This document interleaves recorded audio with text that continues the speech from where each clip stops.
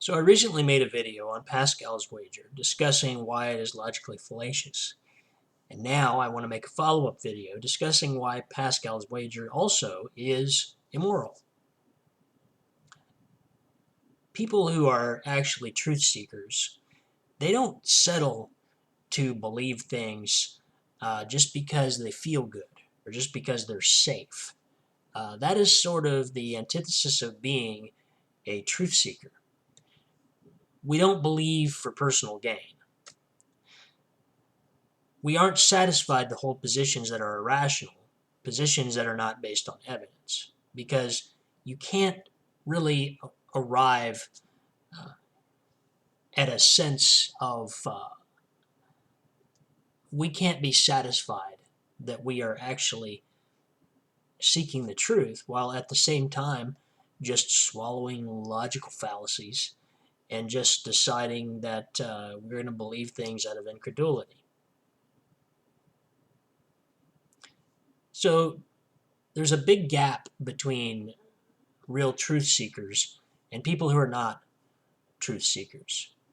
And there are people in religion who are truth seekers. I was a truth seeker uh, during the last 5 or so years of my Christian walk, and really before then, but it really accelerated in the last few years.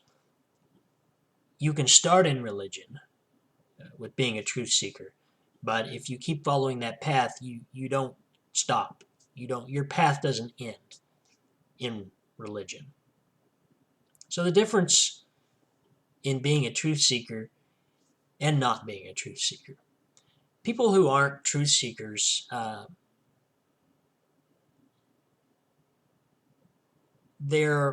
wouldn't say they're immoral, but I would say that they're amoral.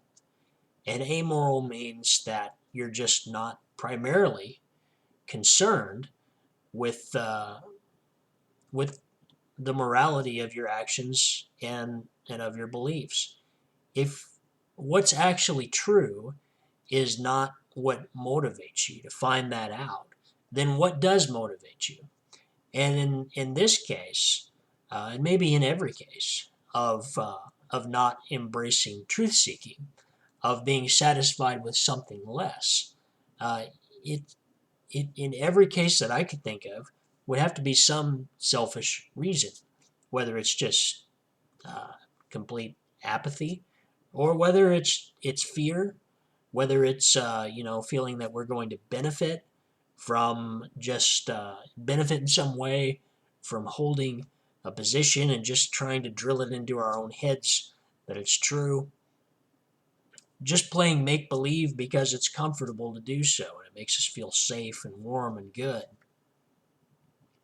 But now, just because you choose to believe things that are not based on evidence, that are not really based on reason, uh, that doesn't necessarily make you a terrible person.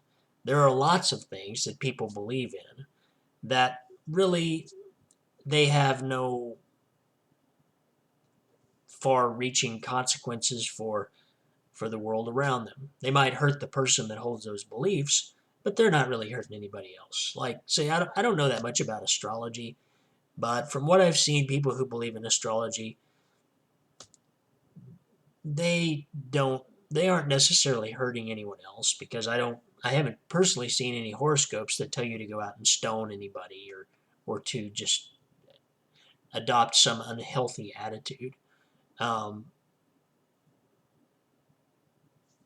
Maybe a better example for me would be something like people who believe that there's one special someone in the world for them. And so maybe they miss a lot of opportunities at being with a person who they could be very happy with, because that person doesn't meet, or all of those people don't meet these conditions that they identify as being that one special someone. Um, that doesn't really hurt anyone. It's kind of just maybe a sort of a superstitious belief. Maybe it's even tied into Christianity, where they feel that God has reserved this one special someone for them. and that he's going to tell them uh, when they cross paths. But again, I don't really see this as hurting anyone. It except for the person that holds that belief, they're just maybe not going to find a match. But some beliefs are more pervasive than that. They have far-reaching consequences, and those are the kinds of beliefs that are not moral beliefs to hold because they're motivated by selfish desires. Again, by fear or by uh, trying to earn some type of reward for holding those beliefs. Or just because they're comfortable, they make them feel good, or maybe they make them feel right. And they want to feel like they're right and put as little work into it as possible. Maybe they just want to feel that everything that they need to know about reality is here in one book. And, reality outside of that book is just too frightening for them to even tackle. So these are the kinds of beliefs that I would call more pervasive because these are the types of things that people teach their children. These are the types of things that people go door to door and try to recruit other people into. And these are the type of beliefs that people try to get inserted into the political system. They try to legislate these beliefs. They try to get them into our public schools. And so there are consequences on everyone for these types of beliefs. Now, Pascal's wager is one of those. It's a pervasive and it's very selfish position to hold because what it says is that you're basically willing to sacrifice being a true truth seeker, that you're actually willing to believe something that there really is no evidence to support. There's no real rational basis for it. But you're willing to believe that thing and leave behind truth seeking and contribute to this pervasive belief system simply because there's a reward in it for us.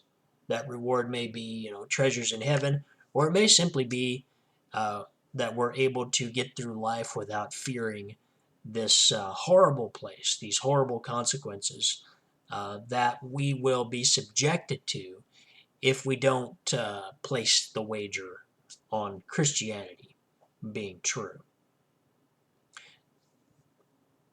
So in the last few years of being a Christian, shortly before I deconverted, I remember asking myself a question. I was out walking in the woods, and these thoughts were churning in my head as they often do when I have these conversations with myself. And I asked myself, what if Christianity is not true? Again, I'm a believer at this time. What if Christianity is not true? How would Christianity not being true change reality? And how would it change my perceptions of that reality? What if I just found out somehow that Christianity is not true? And I woke up the next morning, how would I see things differently? And a few things passed through my mind. And another question I asked myself is, if Christianity is not true, is the world better or is the world worse for people believing in it? So the things that began to run through my mind were some of the prejudices that I had that were based on Christianity. Like, for example, anything to do with sex.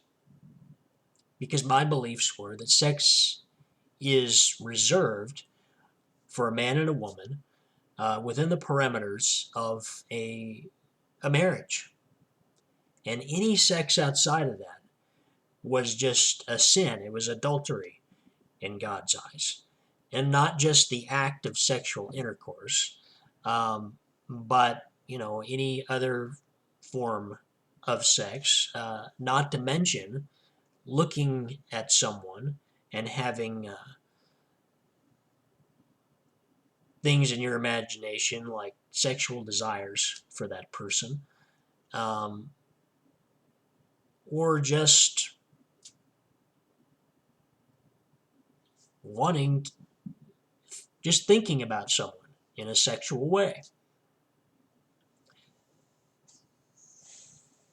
And I thought about, if Christianity is not true, then there would be no one to know what thoughts are going on inside my head. So that couldn't be wrong, unless, of course, those thoughts are causing me to act on something. But I mean, just looking at a woman and having, normal, healthy sexual thoughts, uh, there would be no one to know that I was having those thoughts, first of all. And second, uh, they're of no consequence. Really, they don't affect anything, except for, I might be attracted to her and I might want to ask her out or something. But after that, two people having sex, it hurts no one. Assuming, of course, that, they're not transmitting STDs to each other. They're not having unwanted pregnancies. It's no one's business, and it's between two consenting adults. So how can that be wrong? How can there be anything actually immoral about that? And that extended on to thinking about like LGBT rights. And I thought about, I was a very strong proponent of heterosexual marriage. And it's pretty clear from the Bible that all other forms of sexual relationships, romantic relationships even, were forbidden and they were punishable for eternity. So I didn't personally feel any animosity toward LGBT, but I just knew that it was bad because God said so after all. And I knew that there was going to be very real consequences. So I was very much in favor of legislation that would prevent these people from marrying each other. But again, what if Christianity weren't true? What if I found out Christianity weren't true and I realized that if that were the case, I would have no grounds on which to have anything against these people? It has nothing to do with me. It's none of my business. And who are they hurting? They're hurting no one. And I thought about science. Different elements of science that I had a problem with for only one reason, because I saw them as conflicting with my Christian beliefs. I would have no more reason to have any sort of conflict with evolution through natural selection. I didn't really even know that much about evolution. I just knew I didn't like it because it contradicted what I felt the Bible taught about the origin of humans. So if I found out Christianity wasn't true, then I could actually go and look at evolution and consider whether evolution might be true, actually learn something about it. And I wouldn't have to so vigorously oppose it being taught in the schools. And climate change. I was sort of, even as a Christian, I believed that climate change was real. But I figured, God's in control. And the Revelation pretty clearly outlines that God, after the rapture takes place and Armageddon and all that God is going to completely remake the earth anyway before he brings the New Jerusalem down. That's all going to get redone. So I didn't see any real reason to get upset about it. It's like, well, let's do our worst. God's gonna make sure everything turns out okay. But if Christianity isn't true, then there is no God to swoop in and fix all of the problems that we created. If Christianity is not true, then we are ultimately the custodians of this planet that we live on. And it's completely our responsibility to take care of this planet and ensure that future generations will actually have a place to live. And I thought about if Christianity were not true, then what about all the children whose heads we're filling with this stuff?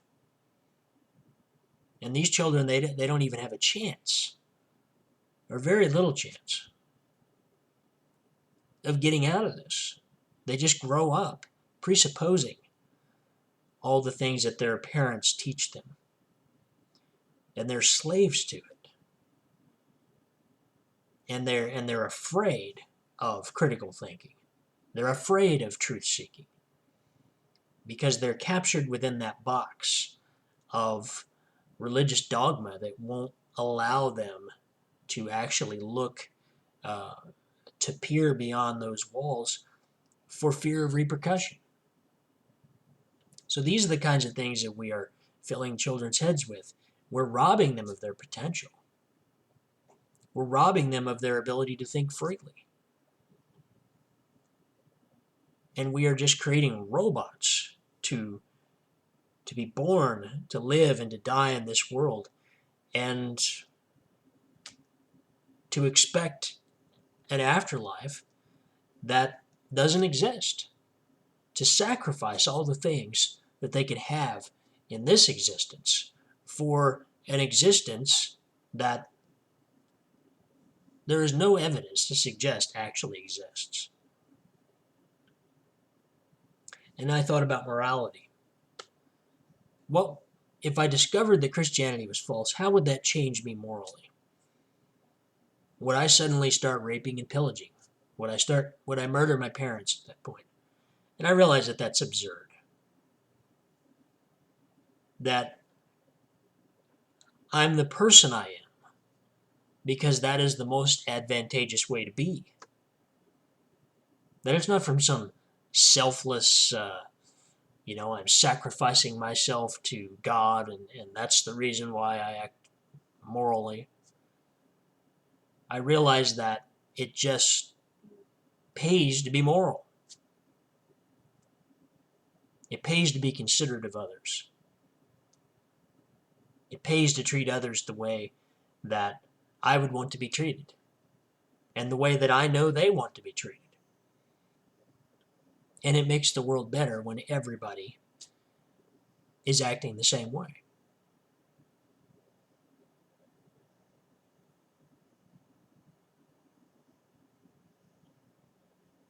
So, for me to at any point during this conversation I was having with myself, to have stopped having that conversation, to have suddenly gotten scared and realized that I was straying too far from familiar territory, and to turn back, to run back to the safety of my religious dogma, and to just say, yeah, but it's safer to just go on believing Christianity. It's safer to just go on reading my Bible and saying my prayers. It's safer to hold on to my prejudices. It's safer to just keep denying science where it conflicts with the Bible. It's safer to just go on indoctrinating children.